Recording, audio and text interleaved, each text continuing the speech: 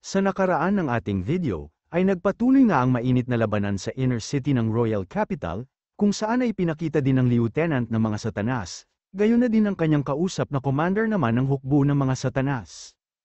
At sinabi nga nito sa kanilang lieutenant, na magpatuloy lamang umano siya sa pag-obserba, kung saan ay kailangan niya din magbigay ng update pag may mga bagong pangyayari, at sundin nga lang din daw niya ang orihinal nilang plano. At matapos nga ng kanilang pag-uusap, ay agad nitong sinabi sa mga sundalo nilang Satanas, na matapos umano silang makarating o makalapit sa inner city, ay kailangan nilang gawin ang lahat, at kahit pa umanubuhay nila ang maging kapalit, ay kailangan din nilang mapabagsak ang inner city. Samantala sa inner city naman, ay patuloy sa paggamit ng World Tide ang mga kasamahan ni Zhang, upang patayin ang mga Satanas na nagtutungo sa kanilang pwesto. Hanggang sa ilang sandali nga lang din ang nakalipas, ay napansin ng Satanas na ito na mayroong mabilis na patungo sa kanya, pero sa kanyang ang paglingon, ay agad namang tinapakan ni Liliang ang kanyang muka, at mabilis na niyang hiniwa ang Satanas gamit ang bago niyang espada. Isa-isa nga ding namamatay ang mga Satanas, na nadadaanan ni Liliang, hanggang sa makarating na siya sa lokasyon ni Chen Zuan at Negrito, na agad sinigawan at tinawag ni Liliang. Kaya naman agad din silang napatingin kay Liliang, na mabilis namang hinagis sa kanila ang dalawa pang bagong World Tide, habang sinasabi na tanggapin umano nila ang bago nilang espada. At matapos ng masalo ni Zuan at Negrito ang mga World Tide, ay agad nilang ginamit ang kanilang dugo upang selyuhan ito. At matapos nga ding mapansin ng mga Satanas ang bago nilang espada, ay sinabi ng mga ito na mukhang hindi umano pangkaraniwan ang mga yon, at ang pag-atake nga daw nila ay mukhang hindi nila may iwasan, kaya naman kailangan umano nila itong sanggahin, gamit ang kanilang katawan. Pero matapos nga ng ginawang pag-atake ni Zuan at Negrito sa mga Satanas, ay hindi na nakapagsalita ang mga ito, at nag-utay-gutay na nga lang din ang kanilang mga katawan, matapos tumama ang mga talim ng World Tide sa kanila. Sunod ay sinabi nga ni Zuan, na hindi umano katulad ng kanyang flying sword ang World Tide na espada, pero wala nga daw masama, kung magkakaroon sila ng madami at magagandang sandata, habang si Negrito naman, ay pinasalamatan lang si Liliang, dahil sila ang napiling pagbigyan ng bagong World Tide. Pero bigla nga ding napukaw ang kanilang atensyon, matapos nilang marinig ang pagsigaw ng isa sa pangalang Makai, at sinabihan itong mag-ingat umano. At ang tinatawag nga nilang Makai, ay ang isa sa mga sundalo ng ating bida, na pilit kumakawala sa isang Satanas, na nais siyang isama sa kanyang pagbagsak. At matapos ngang tumalon ang Satanas, ay bigla na lang ding nagdilim ng bahagya ang muka ni Makai, at wala na nga ding nagawa ang iba pa niyang kasamahan kundi isiga ang kanyang pangalan, habang si Makai naman, ay hindi makapaniwala na kasama umano siya sa pabagsak na Satanas. At habang pabagsak nga ang Satanas at si Makai, ay nasabi na lang niya na puro Satanas din daw pala, ang naghihintay sa kanya sa ibaba, at agad na nga lang din siyang napamura sa kamalasan umano niya. Bigla na nga lang ding tumulo ang kanyang mga luha, hanggang sa bigla din itong matawa sa kanyang sitwasyon, at kasabay nga ng pagbalot niya ng superpower sa kanyang katawan at trident, ay sinabi nito sa kanyang mga kasamahan, na mukhang mauuna na umano siya sa kanila. Kaya naman agad ding pamatak ang kanilang mga luha, habang sinisigaw ang pangalan ng kasama nilang si Makai, na mabilis hinagis ang kanyang trident na nababalot ng superpower, patungo sa kalangitan kung saan ay matatagpuan ang mga Satanas, at agad na niya itong pinasabog. At matapos ng masaksihan nila Zuan ang ginawa ni Makai, ay naisip ng mga ito na kahit umano pabagsak na siya sa mga Satanas, ay hindi pa din nawala sa isip ni Makai ang pakikipaglaban at pagpatay sa mga Satanas, sabay tanong kung talaga daw bang ganito katapang, si Makai. Habang si Makai naman, ay agad na humingi ng patawad sa ating bida o kanyang hari, dahil sa sinayang nga daw niya ang artifact na binigay sa kanya. Pero wala nga daw kasing kwenta ang trident sa malapitang laban, kasabay ng pagbalot niya ng superpower sa kanyang kamao. At sa pagsuntok nga niya sa Satanas, ay nabungi ang mga pangil nito, at masyado ngang kinagalit ng Satanas ang kanyang ginawa, kaya naman nagpalitan pa sila ng mga suntok habang pabagsak sa karamihan ng mga Satanas. Hanggang sa masangga nga ni Makai ang isang suntok ng Satanas, at agad niya itong sinipa sa tagiliran upang magkapalit sila ng pwesto, at hinawakan nga niya sa baba ang Satanas hanggang sa tuluyan silang bumagsak. At matapos nang mawala ang usok mula sa kanilang pagbagsak, ay nasabi na lang nito na buhay pa din daw pala siya hanggang ngayon, at matapos nga niyang makita ang mga Satanas sa baba, ay agad na lang din siyang napamura at pinilit nga din niyang tumayo. Kung saan matapos siyang makatayo, ay sinabi ni Mackay na kung gusto umano nila siyang mapatay, ay kailangan nilang lumapit sa kanya at umatake. Ngunit matapos ngang sumugod sa kanya ang mga satanas, ay agad niyang nilabas ang buo niyang lakas, at sunod-sunod na pag-atake nga ang kanyang ginawa sa mga satanas, hanggang sa mapabagsak niya ang ilan sa mga ito. Pero dahil nga sa sobrang dami ng mga satanas, ay nag-umpisa na siyang makaramdam ng pagod, at naisip na nga din niya na kahit umano mapatay niya ang ilan sa mga ito, ay tiyak na mauubusan naman daw siya ng lakas, hanggang sa tuluyan na siyang mapatay ng mga satanas. Pero kahit nga daw mamatay siya sa lugar na ito ngayon, ay gagawin naman niya ang lahat, upang makapatay din siya ng madaming satanas, na kanyang makakasama patungo ng impyerno. Sabay sabi na dati umano, ay isa lamang siyang city guard, pero ngayon nga daw ay isa na siyang ganap na Imperial Dragon Guards, kaya naman daw wala na siyang pinagsisisihan pa sa buhay niyang ito. At matapos nang makita nito si Mackay, ay nasabi na lang niyang mag-isa umano si Mackay sa ibaba ng inner city at nagyayabang, sabay sabi na hindi daw pala, at kailangan nga daw niyang bumaba upang iligtas si Mackay. Pero biglang ang sumigaw si Li Liang, at sinabi na nais umano niyang makita o malaman, kung sino ang maglalakas loob na bumaba ng inner city at sumaway sa kanya. Sabay sabi na manatili umano sila sa kanilang mga pwesto, kasabay ng pagpatay niya sa isang satanas. Pero nga ang isang ito, kaya naman tinanong ni Liliang kung puro daw ba sila tanga, sabay tanong na din kung hindi pa din ba sila sanay sa digmaan, kung saan ay normal na lang na mayroong namamatay, at sinabi nga din ni Liliang, na sino man umanong maglakas loob na bumaba ng inner city, ay nangangahulugan ng pagsaway sa kanilang military order. Dahilan upang maiyak na lang ang isang ito, at sinabi na kahit umano mahulog si Liliang sa ibaba, ay hindi niya ililigtas si Liliang. Pero sinabi naman ni Liliang, na kung sakali umanong mahulog siya sa mga satanas, ay paglabag din sa military order ang pagliligtas sa kanya, kaya hindi umano nila kailangang puntahan si Liliang pag nahulog siya, at huwag umano siyang pipigilan, sa pagpatay ng mga satanas sa ibaba kung sakaling mangyari yun. Kaya naman agad na natawa si Mackay, at habang patuloy nga ito sa pakikipaglaban sa mga satanas, ay sinabi niyang maganda umano ang mga binitawang salita ni Liliang. Sabay sigaw at sinabi sa kanyang mga kasamahan, na hindi umano nila kailangang bumaba o magtungo sa kanya, dahil ayaw nga daw niyang pigilan siya ng mga kasamahan niya, sa pagpatay ng mga satanas, sabay sabi na kung hindi umano natatakot sa kamatayan ang mga satanas, ay mas hindi daw natatakot sa kamatayan ang mga Dragon Guards. Sunod ay sinabi nga nito, na sa susunod na buhay umano niya, ay nais pa din niyang maging isang Imperial Dragon Guards, pero biglang ang humawak sa kanyang balikat ang ating bida, at sinabi na mabubuhay pa umano siya ng mahabang panahon, sabay hagis at sinabing bumalik na muna siya sa itaas. At matapos nga siyang ihagis pabalik sa itaas ng inner city ng ating bida, ay bigla namang nagtungo sa kanya ang isang satanas, na mabilis namang inatake ni Liliang, habang ang isa ay ginamit naman ang kanyang sibat, upang magsilbing tangtungan ni Mackay. Agad nga ding tumalon mula sa sibat si Mackay, at agad din naman siyang sinalo nila Liliang, na bigla ding sinabi na mainam umano at nakabalik pa siya ng buhay. Pero bigla nga niyang naalala ang ating bida, at sinabi na hindi umano ito tama o hindi umano tamang niligtas siya ng hari, dahil maaari nga daw siyang mamatay, pero hindi naman niya maaaring hayaan na mapahamak ang hari, nang dahil sa walang kwenta niyang buhay. Pero bigla nga ding nagkaroon ng isang malakas na pagsabog sa pulutong ng mga satanas, at habang paulit-ulit ngang winawasiwas ng ating bida ang kanyang espada, ay namamatay naman ang lahat ng mga satanas na tamaan nito.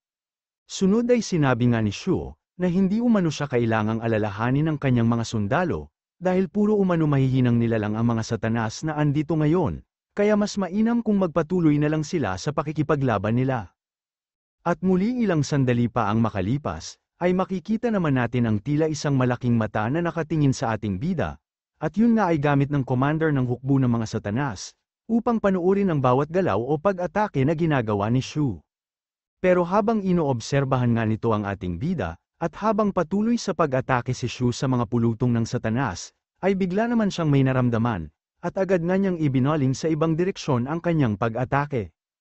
Agad na ding tinanong ni Ming Yuyu, kung saan umano patungo ang pag-atake ng kanyang hari, pero sinabi naman ni Xiao Yu at Carol, na may dahilan umano ang ginagawa o ginawa ng ating bida, kaya manood na lamang siya. Sunod ay makikita nga natin ang isang portal na nagbukas, at sa gitna nito ay ang silawit ng isang lalaki, at ang lalaking ito nga ay walang iba kundi ang commander ng mga Satanas, na napapatanong kung nalaman na daw ba ni Shu ang kanilang lokasyon, dahil sa ginawa niyang pag-atake. At muli ay gumawa nga siya ng isang portal, upang hindi direktang tumama sa kanya ang pag-atake ng ating bida, at inabsorba nga nito ang ginawang pag-atake ni Shu. Pero matapos ngang ma-absorba ng kanyang portal ang naging pag-atake ng ating bida, ay agad ding naglaho ang commander ng mga Satanas. Habang si Shu ay agad namang lumabas sa harapan ng iba pang mga Satanas, at agad nga din niyang tinutok ang kanyang espada sa mga Satanas, habang tinatanong kung nasaan na ang kanilang commander, at kung babalik pa daw ba siya kasama ng mas madami pang mga Satanas, pero hindi nga daw sila uurungan ni Shu hanggang sa huli. At muli ilang sandali lang din ang nakalipas, ay nakapalibot na ang mga Satanas sa ating bida, at habang pinapanood nga siya ng kanyang mga sundalo, ay napapatanong ang mga ito kung gaano na daw ba katagal, nung magsarado ang portal ng kalaban, at sinabi nga ng isa na malamang sa ilang minuto na din umano. Kaya naman masyado ang pagkamangha ng mga ito sa kanilang hari, dahil ang mga Satanas umanong walang takot kanina lamang, ay hindi makagalaw at hindi makuhang atakihin ng ating bida, at maging ang maestro level nga daw na Satanas o ang kanilang commander, ay hindi na bumalik ng dahil sa takot kay Shu. At habang iniisip nga nilang isang role model umano ang kanilang hari para sa kanila, ay masyado naman ang galit ni Liliang, at habang patuloy nga siya sa pagpatay ng Satanas, ay tinatanong niya kung ano daw ang ginagawa ng dalawa, at kung bakit nakatayo lamang sila at nanunood, sabay sabi na tumulong umano sila sa pagpuksa ng mga Satanas. Sunod ay ginamit nga ni Shu ang kanyang portal, upang makabalik siya sa itaas ng inner city na bahagya namang kinagulat ng kanyang mga sundalo.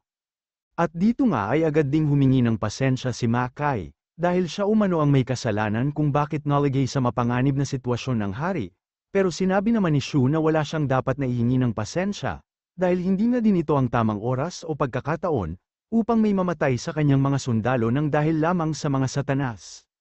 Sunod ay sinabi nga ni Shu, na kailangan nang bumalik sa kanyang pwesto si Ma Kai, na agad namang sinabing oo umano, sabay sabi ding papahalagaan umano niya ang pangalawang pagkakataon, o buhay niyang ito na ibinigay ng hari. At sa pag-alis nga ni Ma Kai, ay napatingin naman kay Shu si Liliang, at sinabi nga nito na ang mentalidad umano ng hari o ating bida, ay hindi na babagay para sa digmaan, na sinang-ayunan naman ni Shu at sinabi niyang alam niya umano. Gayunpaman, ay hindi nga daw kailangang mag-alala ni Liliang, dahil hindi naman daw magiging pabigla-bigla ang ating bida, at sinabi nga din ni Shu, na hanggat hindi umano niya na pagliliwanag ang pang-anim niyang nebula, ay siguradong wala umano silang dapat na ikatakot, dahil tiyak umanong walang mga maestro level na mag-assassinate sa kanya. At kung tanging ang mga Satanas nga lang daw na sundalo ni Ching Kung ang makakalaban nila, ay tiyak na walang mangyayaring masama sa kanya, dahil kayang-kaya umano niya ang mga ito. Agad nga din niyang inilabas ang kanyang mga flying sword, at sinabi na babalik na umano siya sa kanyang pwesto, pero papatayin nga din daw niya ang lahat ng Satanas sa kanyang daan, sabay sabi ding si Liliang na ulit ang bahala sa pwestong ito. Pero itong si Liliang nga, ay naisip na kahit umano alam ng hari, na may mga maestro levels na nais siyang patayin o assassinate, ay sinugal pa din ng kanilang hari ang kanyang kaligtasan, para lamang maligtas ang isa sa kanilang mga kasamahan. Agad na nga lang din siyang napabuntong hininga, at kasabay nga ng kanyang pagngiti, ay naisip niyang kakaiba daw talaga sa lahat si Lu Shu. Samantala, habang nakikipaglaban nga ang mga sundalo nila, ay napansin nila ang pagbabalik sa labanan ni Ma Kai, at sinabing nagbabalik na umano ang bayani sa ibaba kanina, pero agad namang nagalit si Liliang, at sinabi na hindi umano ito ang oras ng biruan, at wala nga daw lugar ang emosyon sa digmaan, pero tinawanan lang naman siya ng mga loko. Sunod ay naisip nga ni Liliang, na responsibilidad umano niyang makapag-adapt sa mga kalaban agad ang kanilang mga sundalo, o masanay ang mga ito sa pakikipaglaban sa mga Satanas, para hindi na sila mahirapan pa sa susunod.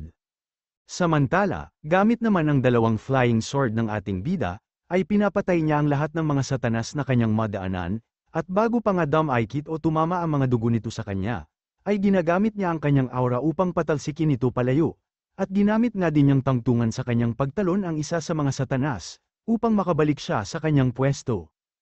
At sa kanyang pagbalik, ay sinabi ni Ming Yuyu, na sa susunod umanong may mangyari ulit na ganon, ay dapat utusan na lang siya ng hari upang hindi na siya ang personal, na magligtas sa mga sundalo nila, pero sinabi lang naman ni Shu, na hindi daw ba at sinabi na niya sa kanila, na kayang-kaya niya ang mga kalaban nila ngayon, kaya wala silang dapat ikatakot.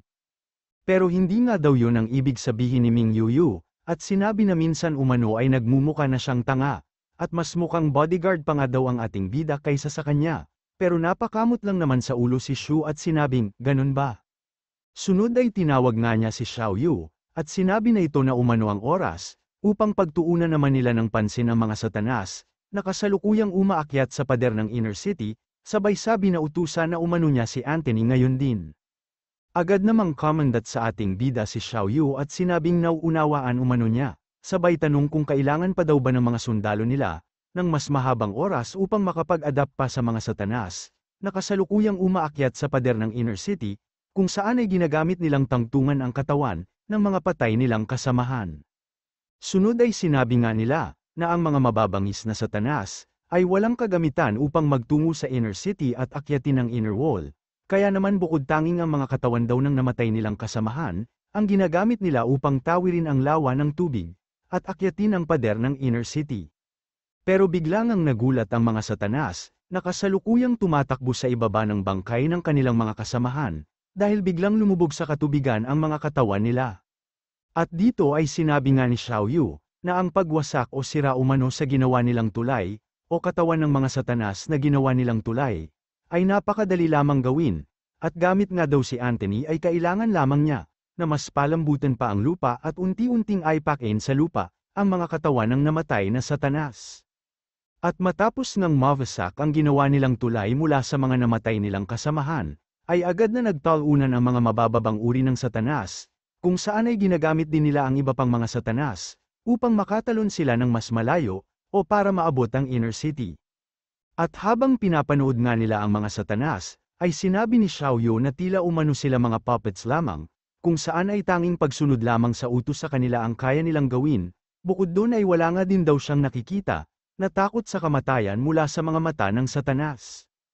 Pero natawa lang naman si Carol, at sinabi na mukhang may takot na nararamdaman din naman daw ang mga satanas, dahil nung makita nga daw nila ang ating bida, ay napa-atras sila at hindi nakagalaw, mula sa kanilang mga pwesto o kinatatayuan, kung saan ay tumakbo nga din daw maging ang maestro level nilang commander. At dahil nga sa nabanggit ni Carol ang patungkol sa maestro level na commander ng mga satanas, ay sinabi ni Shu na tila kakaiba umano sa lahat ang pagiging duwag ng maestro level na yun, habang iniisip na hindi pa umano sila naglalaban, pero agad na siyang tumakbo, kaya napapatanong din siya sa kanyang sarili, kung ano daw talaga ang plano ng mga satanas o ni Ching Kung. Samantala sa isang kagubatan nga sa northern part ng Royal Capital, ay makikita natin ang maestro level na commander ng mga satanas, kung saan ay mabilis nga itong tumatakbo, habang ang mga puppets naman ng puppet masters ay patuloy siyang hinahabol. At habang nakatingin nga ito sa kanyang likuran, ay sinalubong siya ng isang malakas na suntok ng puppet ni Yunyi, na naging dahilan ng isang malakas na pagsabog sa lugar. At matapos ngang mawala ang usok at alikabok, ay agad nilang pinuntahan ang lugar kung saan bumagsak ang kalaban, pero biglang may isang mabilis na pag-atake ang patungo kay Yunyi, kaya naman agad siyang sinigawan ni Tiger Holder, at sinabing kailangan umano niyang umiwas. At dahil nga sa agarang babala ni Tiger Holder, ay agad namang nakaiwas sa pag-atake ng kalaban si Yunyi, pero agad na nitong pinabalik ang kanyang sandata, at mabilis na nagtungo kay Yunyi upang muli siyang atakehin. At sa pag-atake nito nga ng kalaban, ay nais niyang pugutan ng ulo si Yunyi, na mabilis namang ginamit ang kanyang abilidad sa pag-control ng puppet, na agad tinulak o inatake sa likuran ang kalaban. Agad na ding nasubsob ang commander ng mga satanas, nang dahil sa ginawang pagtulak ng puppet ni Yunyi, habang si Tiger Holder naman, ay agad na nilapitan at kinamusta si Yunyi, na sinabi namang ayos lang umano siya. Pero biglang ang sinabi ng commander ng mga satanas, ang katagang steel puppets umano, sabay tanong kung sila daw ba ang mga matagal nang nawawala, na mga puppet masters, at kung ganun nga daw ay hindi na siya magtataka pa, kung bakit biglaan nilang inatake ang commander kanina, sabay sabi na malamang sa nais nilang pigilan ang commander, sa muling pag-assassinate o pagtatangkang patayin si Lu Shu. Pero tinanong lang naman ng dalawa, kung totoo daw ba ang sinabi niya, at kung talaga daw bang sinubukan o pinagtangkaan niyang patayin ang kanilang hari, dahilan naman upang mapatanong na lang din ng commander sa kanyang sarili, kung talaga daw bang hindi nila alam, at kung wala silang alam sa nangyari. Pero bigla nga ding nagalit si Yunyi at Tiger Holder, kung saan ay agad nga din nilang tinanong ang commander ng mga satanas, kung naisip na daw ba niya kung paano siya mamamatay, o kung anong klase ng pagkamatay ang nais niya.